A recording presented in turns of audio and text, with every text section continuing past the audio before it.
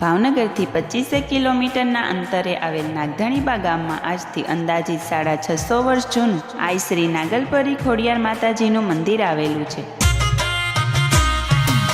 લોકવાયકા પ્રમાણે આ મંદિરનો ઇતિહાસ જાણીએ તો ઘણા વર્ષો પહેલા અહીંયા ચારણ સમાજનો નેહ હતો। તે લોકો પશુપાલનનો વ્યવસાય કરતા અને દિવસે બાળકો માલઢોર ચરાવવા જતા। બાળકોએ એકવાર રમત રમતા રમતા ખાખરાના પાનને વગાડ્યું અને ડાકલી જેવો અવાજ આવતા તેને રમત સૂજી અને સાથે સાથે ખાખરાનું ઝાડ પણ ધૂણવા લાગ્યું। બાળકોને આશ્ચર્યચકિત થતા વડીલોને વાત કરી અને સમસ્ત ગામના વડીલો એકઠા થયા અને બાળકોને ફરીવાર તે રમત રમવાનો આગ્રહ કર્યો।